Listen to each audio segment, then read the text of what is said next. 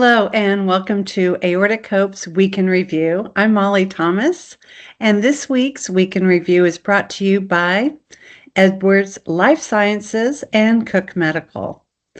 At Cook, they innovate and manufacture quality medical devices to improve lives. And at Edwards Life Sciences, it's a global leader of patient-focused medical innovations for structural heart disease and critical care monitoring. We are very grateful for their support, their very generous support and donations. Thank you. Let's get started. All right, let's get started with this week. This past week was National Volunteer Week. It's celebrated all across the world, US and Canada in April, Australia and New Zealand in May. And it started back in 1974, and it's to celebrate all volunteers for nonprofits and organizations. And it's to thank all the volunteers for their dedication to improve the community and the world for that matter. So we are going to celebrate all of Aortic Hope's volunteers. And as you know, everyone here at Aortic Hope do volunteer their time, and we're forever grateful for them. Today, we are going to welcome our community liaison, Jeremy Porter. Jeremy hails from Canada, and he'll be working alongside our team and community to help bring our third patient guide to life titled Aortic Hope, Real Stories, Real Recovery, and Real Life. We're so excited to have him on board as we continue sharing powerful stories and expanding our global impact. Thank you so much, Jeremy, for being here. And into it, here we have the board of directors, Bill Barnhart, Deb Oxborough, Terry Cook, myself, Karen Anderson, Sarah Coupland, Deb Jolly, and Jenny and Rob. And we thank them all. We all work tirelessly for Aortic Hope and happily for Aortic Hope. It's, for me, the reason I got so involved was to give back to this organization that really helped me right after my type A aortic dissection. All right, let's go celebrate some more volunteers. All right, this is our support services volunteers, and they're the ones that bring to you all of our support services throughout the month. We have Rob Seltzer, Melissa Yee, Mark Matucci, Bill Barnhart. We have Darlene Hepler, Terry Ali, and Diane Bishop, and we thank them for doing the support services. It's one thing that Aortic Hope is really, really proud of, to have these support services and helping people out there that find us and need that support. All right, here we go. Canada, we have the support services up in Canada, headed up with Velda McKenzie, Natalie Vendries, and Martha Morris and Rebecca Wiseman. And we thank them so much for bringing this support to Canada, representing Aortic Hope. We have our talent volunteers, and they are so special. They bring their special talents that they have and bring it to Aortic Hope. We have Rob and Mindy Seltzer. Rob with the Aortic Kitchen. He's our official aortic chef, and his beautiful wife, Mindy. We have John Quick bringing you Therapeutic Thursdays, which will be beginning this May. We're bringing John back to do Therapeutic Thursdays. We have Kevin Songer that brings Qigong. I mean, he's just amazing with his Qigong and his talent with that and what he's learned regarding Qigong. If you haven't tried it, check out Kevin. We have Tom Bassarir, who has for many years now brought to us a mindfulness 8-week course, and it's brilliant. I've done it. I love it. It's really helpful. Tom is 40+ year veteran of studying mindfulness. Yeah. And we have Diane Bishop. She's so fun, the aortic artist, and she'll be starting back up in May as well. So be sure to tune in to her programming when she airs in May. We want to especially welcome a new volunteer, Shrulin Shu. And she's just here to help us with fundraising, which is one of the most important parts of nonprofits. And here at Aortic Hope, every single dime that is used for the community is received through donations. So fundraising is especially important. If you want to get involved in fundraising, please contact us and let us know. I'm just going to read her little. She said, I came across Aortic Hope when I searched for a support group to understand what happened to me and for what to expect in my recovery. And like many others, there was no warning when I had my type A aortic dissection and emergency open heart surgery in July of 2025. She's glad that she found this community to walk beside me on my recovery journey. And while I'm on temporary retirement as I recover, I'd like to give back to this community and help others. That's exactly how I feel as well. So we welcome you and thank you so much for such an important part of Aortic Hope, our fundraising. All right, moving on. We have more fundraising volunteers and our community liaisons, which spread the word about Aortic Hope to different parts of social media. They respond, they like, they share, and which we encourage all of you to do. So to family members and friends, share some of the content that we have here. It's so important to spread the word about aortic disease. We have Mike Niederreither, Jason Beatty, Jeremy Porter, Sharon Carr, Scott Paulson, Claire Platt, Ryan Rodimer, our geneticist, and Shrulin Shu, as I just mentioned her. And they are the bridge between our mission and the communities that we serve, building relationships, fostering connections, and ensuring that no one feels alone on their journey. And through this outreach, production work, and engagement, they will help expand awareness and bring Aortic Hope's message to more people every day. Thank you, community liaisons. All right, moving on.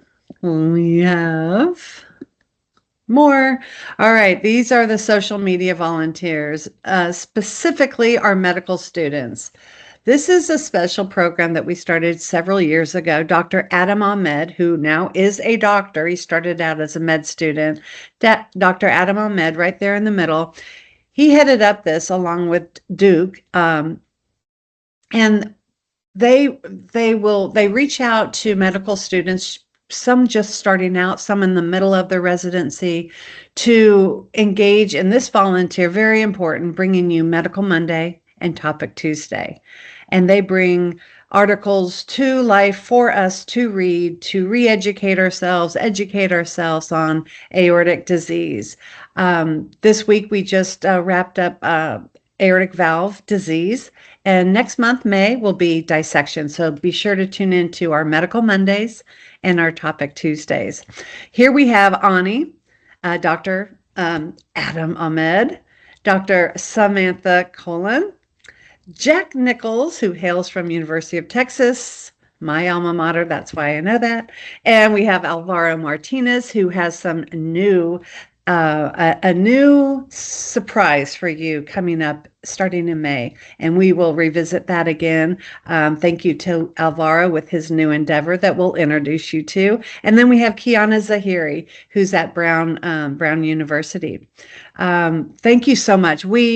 I am in contact with them probably the most, and so communicating with them is really special. They are hardworking. They are these students that are never ending, and yet they set aside time every week to volunteer for Aortic Hope, and we are forever grateful for Adam Ahmed and our medical students. Thank you.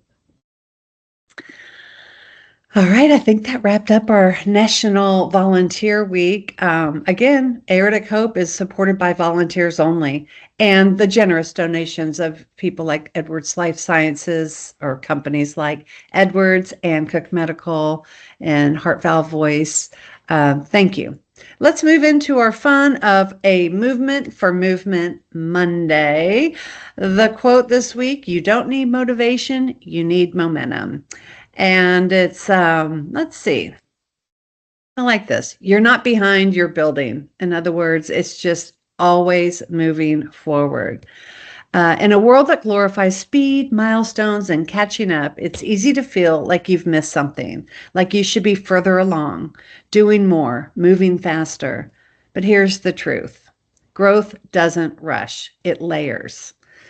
What feels like slow is actually your brain and body learning, adapting, strengthening. Every walk, every stretch, every rest day, every restart, it's all part of the build. It's not a race, it's a construction. And this message is for everyone and anyone, whether you're aortic disease or anything. You got to start somewhere, and it just builds, and it brings you healthier to a healthier and more enjoyable life. For those further along that are doing 5Ks, 10Ks, marathons, more power to you. You had a build, and you had a layer at some point too. So yeah, we welcome everyone in the whole spectrum of movement here at Aortic Hope. All right, Topic Tuesday brought to you by our medical student. This one is brought to you by Jack Nichols, University of Texas. And I'm just going to read it. It's Good morning, Aortic Hope community. Today we're talking about a common surgical procedure for aortic root aneurysms, the Bentall procedure. The aortic root is the very first section of the aorta. It's right where it connects to the heart. It includes the aortic valve and the origins of the coronary arteries, which supply blood to the heart muscle itself. When this area becomes enlarged or weakened, it's called an aortic root aneurysm. This is particularly common in people with bicuspid aortic valve, Marfan syndrome, Loeys-Dietz syndrome, other connective tissue disorders, and a family history of aortic aneurysms. There's a diagram right there of a healthy, normal aorta, and then the one on the right is one with an aneurysm. So because the aortic root involves both the valve and the origins of the coronary arteries, surgery in this area requires special techniques. The Bentall procedure was first described in 1968. It's a surgery that replaces both the aortic root and the aortic valve as a single unit. A tube graft with a valve sewn inside it replaces the dilated section, and the coronary arteries are reattached to the new graft. This procedure is named after Hugh Bentall, a British surgeon who pioneered the technique. And although there are a number of options to repair this portion of the aorta, the Bentall procedure is often recommended when the root is significantly enlarged, it's diseased with stenosis or regurgitation, and the valve can't be repaired and saved. There's the little aorta that's all bandaged up with a graft. But wait, okay, so there are options with the Bentall procedure. One of the most important decisions you'll discuss with your surgeon is the type of valve used in your Bentall procedure. There are two main options: mechanical valves. They're made of durable synthetic materials, usually carbon and titanium. They're very durable. They'll last a lifetime. They lower your chance of needing another operation, and they're good for younger patients. There are other aspects to consider with a mechanical valve. It requires lifelong blood thinner medication, such as Coumadin.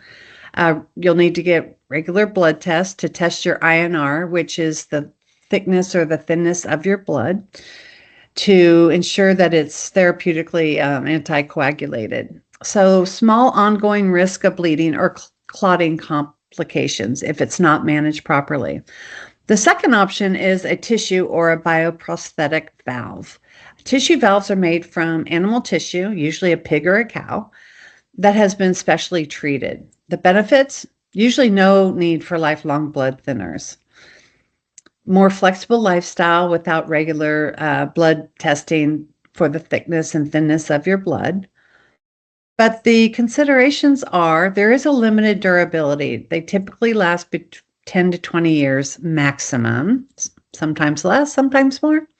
And because of the shorter time frame, there's a higher chance of needing a reoperation later in life. So on the left, we had the mechanical valve made out of probably carbon or titanium, and on the right is the bioprosthetic valve.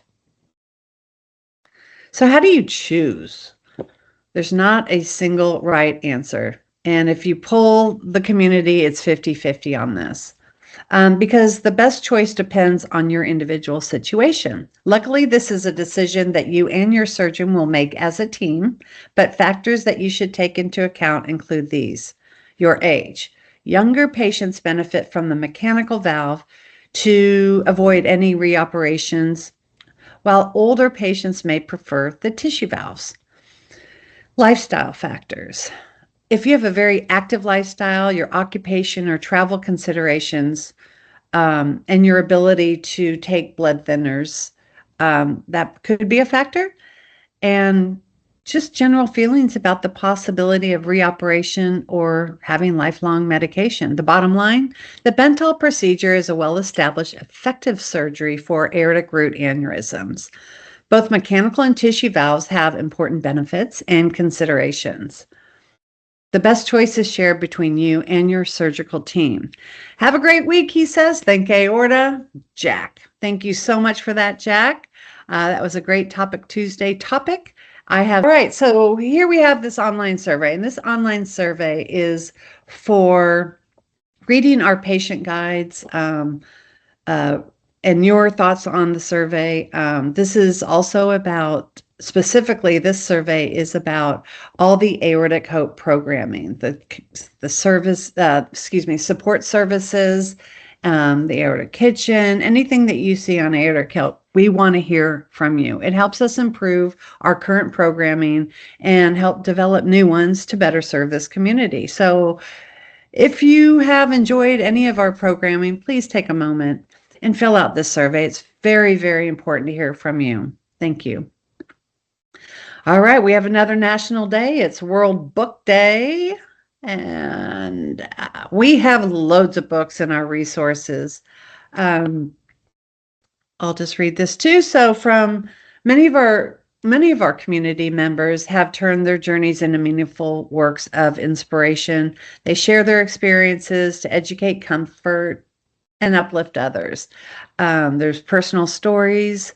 We have the patient guide, the aortic disease patient guide, the aortic dissection patient guide, and all these are celebrated in our resources on our main page. Go check it out. There's poetry. There's all kinds of things, books beautifully written by our community, and we appreciate their contribution.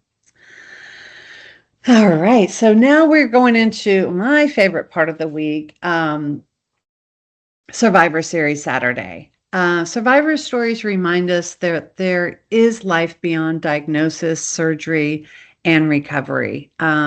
These voices offer strength, perspective, and hope, and especially on days when the journey feels heavy.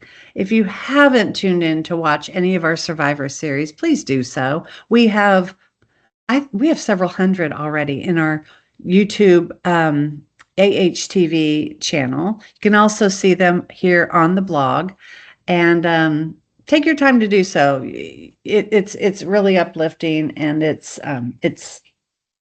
nice to read them. And if you haven't contributed your story, please do so. Reach out to me. You can just reach out on the link to Survivor Series stories, and we will put you in touch with our producer, and we will get your story told. Thank you for all that have contributed. Oh, and this Saturday we just we had Sunshine Hands, which, how cute is that name right now? And she goes by Sunny. She shared her story, and I won't read it. It's something for you to enjoy at your own time. But she told her story very candidly, and we thank Sunny so much for contributing her aortic disease story this past Saturday. Thank you, Sunshine. Oh, I just love saying that name. All right, wrapping up our weekend review. This is our upcoming events. The support groups are listed on the top with the times and the dates. So check that out, write it down, whichever one resonates with you. We have plenty to offer, and it's what makes Aortic Hope special. Coming up this week, we're wrapping up April. Tonight we have the WISE meeting, which is Women Inspiring Support and Empowerment. And then tomorrow we have the evening, West Coast, we call it, because it's 7 p.m. No, this is at 4 o'clock. Excuse me. Tomorrow, Wednesday, we have a support group meeting. So get on that email list if you haven't already, and get notifications to know when we are having a support group. This week's Week in Review. Thank you again to Cook Medical, Edwards Life Sciences, and Heart Valve Voice US for supporting this week's Week in Review. Don't forget to like and subscribe and hit that notification bell, and we hope to see you next week. Thank you. Have a great week.